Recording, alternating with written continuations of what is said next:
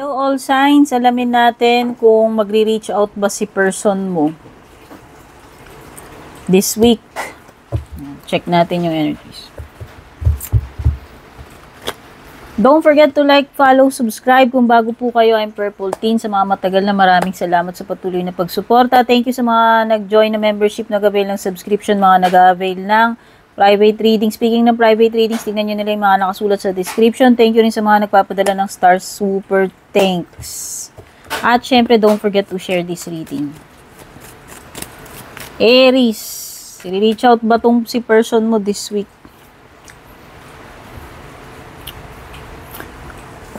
Oo naman. Maging confident ka lang at magre-reach out yan sa'yo. Okay? Maaring abala siya. Maaring may mga important matters na inaasikaso siya sa family or sa work. Pero oo, hindi niya nakalimutan yung sinumpaan ninyo at yung mga promises niya sa'yo. Magre-reach out yan this week. Taurus, magre-reach out ba si person mo this week? Check lang natin energy ni person.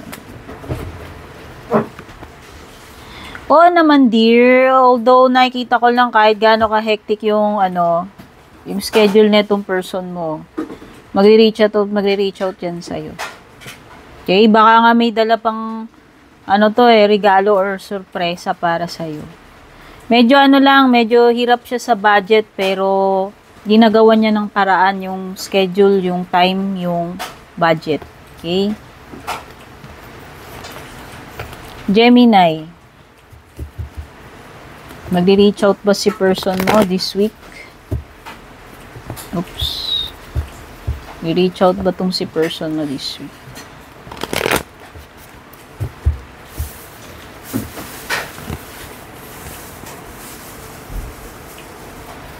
Hindi. Naghihintayan kayo. Hanggat parang pwedeng nagmamatigas siya or hinihintay niya na ikaw yung mag-make ng first move. So, kung walang magkukusa sa inyo, wala talaga magre-reach out. Yun yung nakikita ko. Patigasan. Hinihintay ka niya na ikaw yung mag-reach out sa kanya. At pwedeng sarado isip nito eh. Okay? Cancer. Magre-reach out ba tong si person mo this week? Kung sino man tong person na nasa isip mo. Magre-reach out ba to this week? Yes na yes, dear. It's a Sun card and Wheel of Fortune. Although, siguro naghihintay ito ng paano siya makakabuelo, pero positive tong person na to, sure siya. Isa yun sa plano niya, magre-reach out siya sa'yo.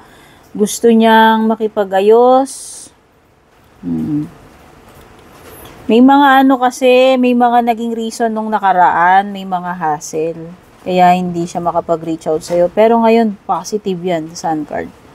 When I say positive, sure siya na nagagawin niya yan. Tsaka magkakaroon kayo ng clarity if ever. O kung meron man kayo unfinished business na ito, maaayos nyo yun. Leo, magre-reach out ba sa'yo itong person na nasa isip mo or kung sino man itong person this week? Mag-reach out ba siya?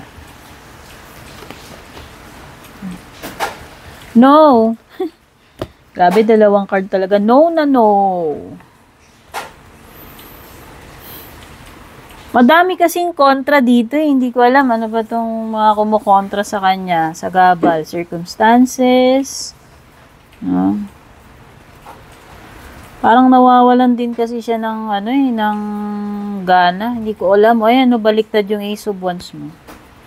Walang kagana-gana to na i-approach ka, walang kagana-gana, hindi siya ganun ka-inspired para lang mag-reach out sa'yo o kung ano man.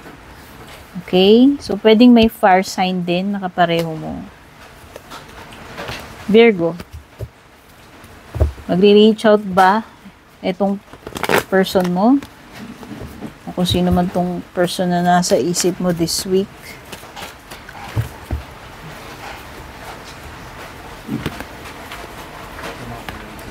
Hindi. Hindi talaga, dear.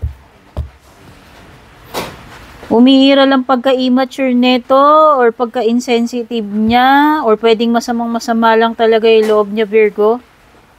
At ano, ina-avoid din niya siguro ma-disappoint, masaktan.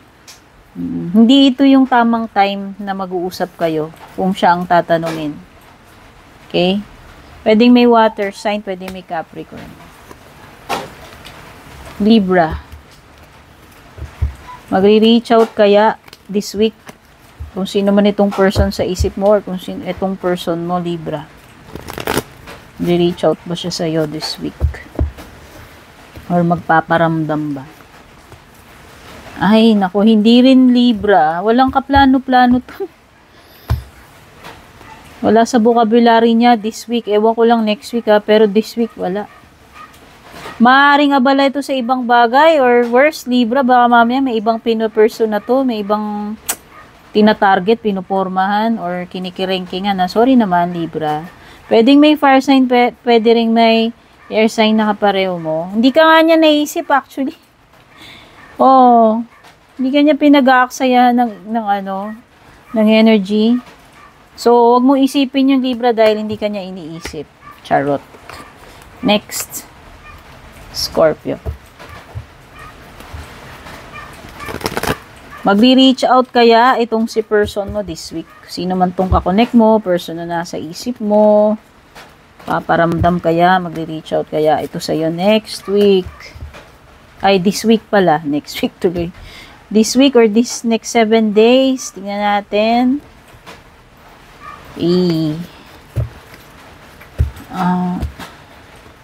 I don't think so, Scorpio. Parang itong person na to is parang hindi naman na siya willing ipaglaban pa itong connection na to eh. Or hindi na siya willing ipagpatuloy. Para sa kanya siguro nag-end na talaga kayo. Parang hanggang doon na lang. Pagod na rin siya, sick and tired, no? O pareho kayong ganun yung nararamdaman. Tsaka mo kami kakompetensya ka dito. Or iniisip niya, may mga iba ka namang kakonect, so di mo na siya kailangan or vice versa. O pwede may mga kakompetensya dito. Tsaka ayaw niya na ng drama eh. Sa yun sa ina-avoid niya. Okay? Pwedeng may air sign, Gemini, Libra, Aquarius. Pwedeng may fire, Aries, Leo, Sagittarius. Sagittarius. Magre-reach out kaya sa iyo to or magpaparamdam ba sa iyo tong person mo? O sino man tong person na nasa isip mo this week or sa next 7 days?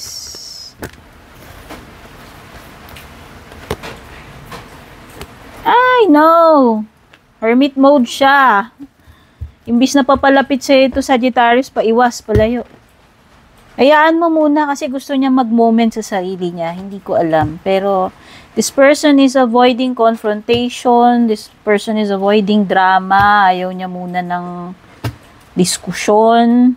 Ayaw muna niya makipagtalo. Gusto lang niya magkaroon ng peace and quiet. Gusto niya magkaroon ng time sa sarili niya. Hindi ko alam kung hinahanap niya ba yung sarili niya. Magulo talaga isip niya.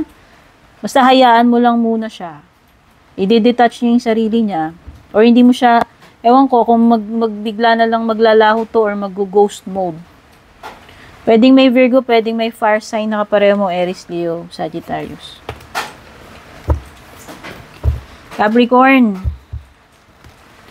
Tingnan natin kung ito bang person na nasa isip mo, kakonect mo, may balak ba itong magparamdam or mag-reach out sa'yo this week or sa next 7 days.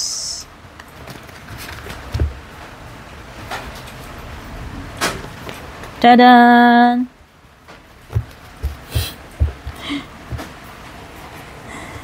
Alam mo, pwede siya mag-reach out sa'yo. Ang problema, bubulahin ka na naman nito eh. Oh, tapos may energy pa ng AS ka po na naman to. Once na nakauto na naman to sa'yo, nakascore. Sorry naman Capricorn, pero yun yung nakikita ko. Oo. Etong person na to, I don't think na seryoso siya sa'yo or gusto niyang pakasalan ka, gusto niya ng long-term commitment, may pagka-happy-go-lucky, may pagka-maloko, may mga sikreto, pwede may ginagawang kabalbalan, pwedeng dinideceive ka lang talaga niya, tinitake advantage. Okay, pwedeng may Earth sign, Taurus, Virgo, Capricorn, or Air, Gemini, Libra, Aquarius.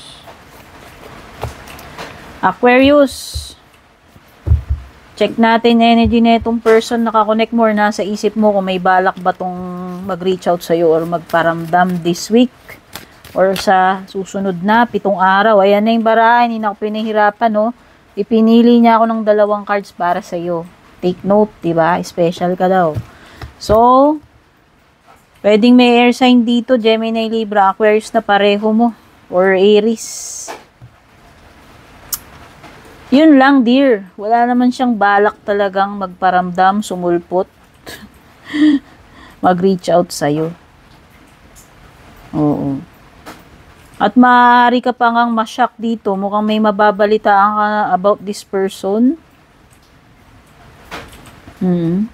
At kung may mga conflict kayo, yan, mukhang hindi magiging successful ang usapan kung sakasakali, pero sa future pa yun. Kasi sa ngayon wala siyang plano eh. So, yung problema ninyo, nandun lang, nakatenga. Hindi nyo pa maaayos yan.